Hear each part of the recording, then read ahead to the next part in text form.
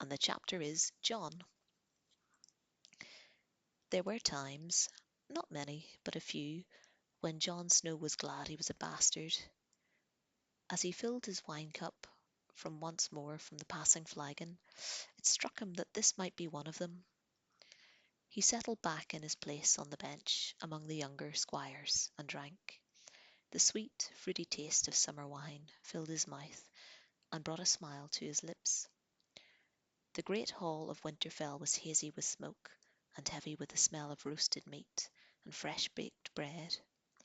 The grey stone walls were draped with banners, white gold, crimson, the dire wolf of Stark, Baratheon's crowned stag, and the Lion of Lannister.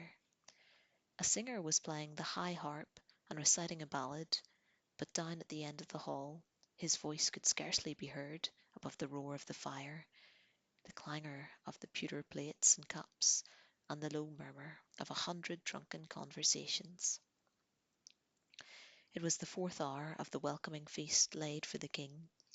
John's brothers and sisters had been seated with the royal children beneath the raised platform where Lord and Lady Stark hosted the king and queen. In honour of the occasion, his lord father would doubtless permit each child a glass of wine, but no more than that. Down here on the benches, there was no one to stop John drinking as much as he had thirst for. And he was finding that he had a man's thirst. To the raucous delight of the youths around him, he urged them on every time he drained a glass. They were fine company, and John relished the stories they were telling, tales of battle and betting and the hunt. He was certain that his companions were more entertaining than the king's offspring.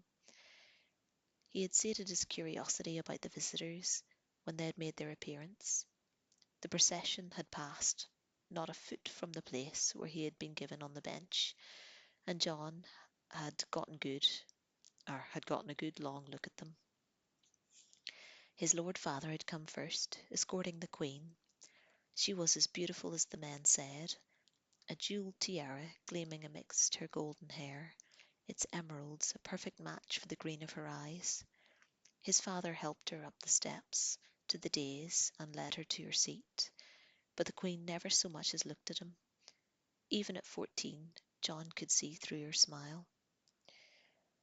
Next had come King Robert himself, with Lady Stark on his arm. The king was a great disappointment to John. His father had talked of him often, the peerless Robert Baratheon, demon of the trident, the fiercest warrior of the realm, a giant among princes. John only saw a fat man, red-faced under his beard, sweating through his silks. He walked like a man, half in his cups. After them came the children, little Rickon first, managing the long walk with all the dignity of a 3-year-old. John had to urge him on when he stopped to visit. Close behind came Rob, in grey wool trimmed with white, the Stark colours. He had the Princess Marcella on his arm. She was a wisp of a girl, not quite 8, her hair a cascade of golden curls under her jewelled net. John noticed the shy looks she gave Rob as they passed between the tables, and the timid way she smiled at him. He decided that she was insipid. Rob didn't even have the sense to realise how stupid she was. He was grinning like a fool. His half-sisters escorted the royal princess Arya. She was paired with a plump, young Tommen, whose white blonde hair was longer than hers. Sansa, 2 years older, drew the crown prince, Joffrey Baratheon. He was 12, younger than John or Rob, but taller than either. To John's vast dismay, Prince Joffrey had his sister's hair and his mother's deep green eyes. A thick tangle of blonde curls dripped down past his golden choker and high velvet collar. Sansa looked radiant as she walked beside him, but John did not like Joffrey's pouting lips, or the bored, disdainful way he looked at Winterfell's great hall. He was interested in the pair that came behind him, the Queen's brothers, the Lannisters of Castle Rock, the Lion and the Imp. There was no mistaking which was which. Sir Jaime Lannister was twin to Queen Cersei, tall and golden, with flashing green eyes and a smile that cut like a knife. He wore crimson silk, high black boots, and black satin cloak. On the breast of his tunic, the lion of his house was embroidered in gold thread, roaring in defiance. They called him the Lion of Lannister to his face and whispered Kingslayer behind his back. Jon found it hard to look away from him. This is what a king should look like, he thought to himself as the man passed. When he saw the other one waddling along, half hidden by his brother's side, Tyrion Lannister, the youngest of Lord Tywin's brood, and by far the ugliest. All that the gods had given to Cersei and Jaime, they had denied Tyrion. He was a dwarf, half his brother's height, struggling to keep pace on stunted legs. His head was too large for his body, with a brute's squashed-in face beneath a swollen shelf of brow.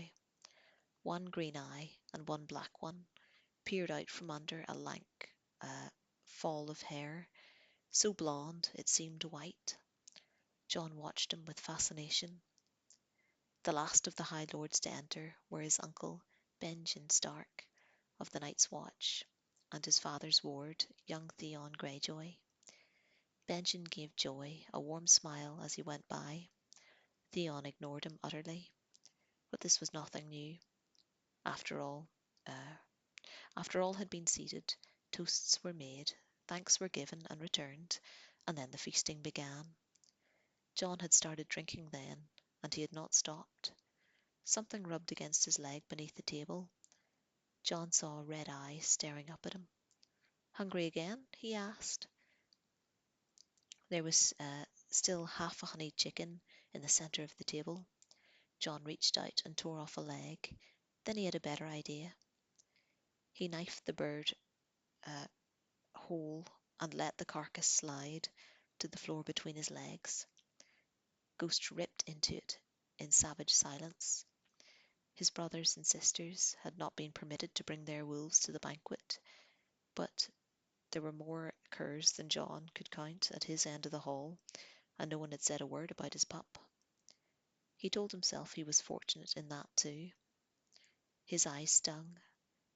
Jon rubbed at them savagely, cursing the smoke. He swallowed another gulp of wine and watched his direwolf devour the chicken. Dogs moved between the tables, trailing after the serving girls. One of them, a black mongrel bitch with long yellow eyes, caught the scent of the chicken. She stopped and edged under the bench to get a share. Jon watched the confrontation. The bitch growled low in her throat and moved closer. Ghost looked up, silent, and fixed the dog with those hot, red eyes. The bitch snapped an angry challenge. She was 3 times the size of the direwolf pup. Ghost did not move. He stood over his prize, and opened his mouth, baring his fangs. The bitch tensed, barked again, then thought better of the fight. She turned and slunk away, with one last defiant snap to save her pride. Ghost went back to his meal. Jon grinned and reached under the table to ruffle the shaggy white fur. The direwolf looked up at him, nipped gently at his hand, then went back to eating. "Is this one of the direwolves I've heard so much of?" a familiar voice asked, close at hand. Jon looked up happily at his Uncle Ben, um, as his Uncle Ben put his head under the table and ruffled. I completely butchered that. Put a hand on his head and ruffled his hair, as much as Jon had ruffled the wolves. "Yes," he said, "his name is Ghost." One of the squires interrupted the, the bawdy story he'd been telling to make room at the table for their lord's brother. Benjen Stark straddled the bench with his long legs and took the wine cup out of Jon's hand. "Summer wine," he said after a taste. "Nothing so sweet. How many cups have you had, Jon?" Jon smiled. Ben Stark laughed. "As I feared. Ah, well, I believe I was younger than you the first time I got truly and sincerely drunk. He snagged a roasted onion, dipping it in brown gravy from a nearby trencher, and bit into it. It crunched. His uncle was sharp-featured and gaunt as a mountain crag, but there was always a hint of laughter in his blue-grey eyes. He dressed in black, as befitted a man of the night's watch. Tonight it was rich black velvet, with high leather boots and a wide belt with silver buckles. A heavy silver chain was looped around his neck. Benjamin watched Ghost with amusement as he ate his onion. A very quiet wolf, he observed. He's not like the others, John said. He never made a sound. That's why I named him Ghost. That, and because he's white. The others are all dark and grey or black. There are still dire wolves beyond the wall. We hear them on our rangings. Benjamin Stark gave John a long look. Don't you usually eat at the table with your brothers? Most times, John answered in a flat voice. But tonight Lady Stark thought it might give insult to the royal family to seat a bastard among them. I see. His uncle glanced over his shoulder at the raised table at the far end of the hall. My brother does not seem very festive tonight. John had noticed that too. A bastard had to learn to notice these things, to read the truth that people hid behind their eyes. His father was observing all the courtesies, but there was a tightness in him that John had seldom seen before. He said little, looking out over the hall with hooded eyes, saying nothing. 2 seats away, the king had been drinking heavily all night. His broad face was flushed behind his great black beard. He gave many a toast, laughing loudly at every jest, and attacked each dish like a starving man. But beside him, the queen seemed cold as an ice sculpture. The queen is angry too, John told his uncle in a low, quiet voice. Father took the king down to the crypts this afternoon. The king didn't want him to go, or the queen didn't want him to go. Benjamin gave John a careful, measuring look. You don't miss much, do you, John? We could use a man like you on the wall. John swelled with pride. Rob is the stronger lance than I am, but I'm the better sword, and Holland says I sit a horse as well as anyone in the castle. Notable achievements. Take me with you when you go back to the wall, John said in a sudden rush. Father will give me leave to go if you ask him. I know he will. Uncle Benjamin studied his face carefully. The wall is a hard place for a boy, John. I'm almost a grown man, John protested. I'll turn 15 on my next name day, and Maester Lewin says bastards grow up faster than other children. That's true enough, Benjamin said, with a downward twist of his mouth. He took John's cup from the table, filled it fresh from a nearby pitcher, and drank down a long swallow. Daeron Targaryen was only 14 when he had conquered Dorne, John said. The young dragon was one of his heroes. A conquest that lasted a summer, his uncle pointed out. Your boy king lost 10,000 men taking the place, and another 50 trying to hold it. Someone shouldn't have told him that war isn't a game. He took another sip of wine. Also, he said, wiping his mouth, Daeron Targaryen was only 18 when he died. Or have you forgotten that part? I forget nothing, John boasted. The wine was making him bold. He tried to sit very straight to make himself seem taller. I want to serve in the Night's Watch, uncle. He had thought about it long and hard, lying in bed at night while his brothers slept around him. Rob would some day inherit Winterfell and command great armies as the Warden of the North. Bran and Rickon would be Rob's bannermen and rule holdfasts in his name. His sisters, Arya and Sansa, would marry the heirs of the other great houses and go south as mistresses of castles of their own. But what place could a bastard hope to earn? You don't know what you're asking, John. The Night's Watch is a sworn brotherhood. We have no families. None of us will ever father any sons. Our wife is our duty. Our mistress is honour. A bastard can have honour too, John said. "I am ready to swear your oath." "You're a boy of 14, Benjamin said. "Not a man. Not yet. Until you've known a woman, you cannot understand what you would be giving up." "I don't care about that," John said hotly. "You might, if you knew what it meant," Benjamin said. "If you knew what the oath would cost you, you may be less eager to pay the price, son." John felt anger rise inside him. "I'm not your son." Benjamin Stark stood up. "More's the pity." He put a hand on John's shoulder. "Come back to me after you've fathered a few bastards of your own, and we'll see how you feel." John trembled. "I will never father a bastard," he said carefully. "Never." He spat it out like venom. Suddenly he realized that the table had fallen silent, and they were all looking at him. He felt tears begin to well behind his eyes. He pushed himself to his feet. "I must be excused," he said, with the last of his dignity, and whirled and bolted before they could see him cry. He must have drunk more wine than he had realized. His feet got tangled under him as he tried to leave, and he lurched sideways into a serving girl and sent a flagon of spiced wine crashing to the floor. Laughter boomed all around him, and John felt hot tears on his cheeks. Someone tried to hold him steady. He wrenched free of their grip and ran, half blind, for the door. Ghost followed, close at his heels, out into the night. The yard was quiet and empty. A lone sentry stood high on the battlements of the inner wall, his cloak pulled tight around him against the cold.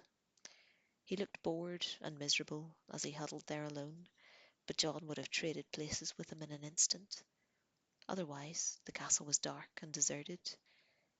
John had seen an abandoned holdfast once, a drearier place, where nothing moved but the wind, and the stones kept silent about whatever people had lived there. Winterfell reminded him of that tonight. The sounds of music and song spilled through the open windows behind him. They were the last things John wanted to hear. He wiped away his tears on the sleeve of his shirt, furious that he had let them fall, and turned to go. "Boy!" a voice called out to him. John turned. Tyrion Lannister was sitting on the ledge above the door to the great hall, looking for all the world like a gargoyle. The dwarf grinned down at him. "Is that animal a wolf?" "A dire wolf," John said. "His name is Ghost." He stared up at the little man, his disappointment suddenly forgotten. "What are you doing up there? Why aren't you at the feast?" "Too hot, too noisy, and I'd drunk too much wine," the dwarf told him. "I learned long ago, as considered rude to vomit on your brother. Might, uh, might I have a closer look at your wolf?" John hesitated, then nodded slowly. "Can you climb down, or shall I bring a ladder?" "Oh, bleed that," the man said. He pushed himself off the ledge into empty air. John gasped, then watched in awe as Tyrion Lannister spun round in a tight ball and landed lightly on his hands, then vaulted backwards onto his legs. Ghost backed away from him uncertainly. The dwarf dusted himself off and laughed. "I believe I frightened your wolf. My apologies." "He's not scared," John said. He knelt and called out, "Ghost, come here. Come on, that's it." The wolf pup padded closer and nuzzled at John's face, but kept a weary eye on Tyrion Lannister. And when the dwarf reached out to pet him, he drew back and bared his fangs in a silent snarl. "Shy, isn't he?" Lannister observed. "Sit, Ghost," John commanded. "That's it, keep still." He looked up at the dwarf. "You can touch him now. He won't move until I tell him to. I've been training him." "I see," Lannister said. He ruffled the snow-white fur between Ghost's ears and said, "Nice wolf." "If I wasn't here, he'd tear out your throat," John said. That wasn't actually true, but it would be. It wasn't actually true yet, but it would be. "In any case, you'd best stay close," the dwarf said. He cocked his oversized head to one side and looked at John with his mismatched eyes. I am Tyrion Lannister. I know, Jon said. He rose, standing. He was taller than the dwarf. It made him feel strange. You're Ned Stark's bastard, aren't you? Jon felt a coldness pass through him. He pressed his lips together and said nothing. Did I offend you? Lannister said. Sorry. Dwarfs don't have to be tactful. Generations of capering fools in motley have won me the right to dress badly and say any damn thing that comes into my head. He grinned. You are a bastard, though. Lord Eddard Stark is my father, Jon admitted stiffly. Lannister studied his face. Yes, he said, I can see that. You've more of the North in you than your brothers. Half-brothers, Jon corrected. He was pleased by the dwarf's comment, but he tried not to let it show. Let me give you some counsel, bastard, Lannister said. Never forget what you are, for surely the world will not. Make it your strength, and it can never be your weakness.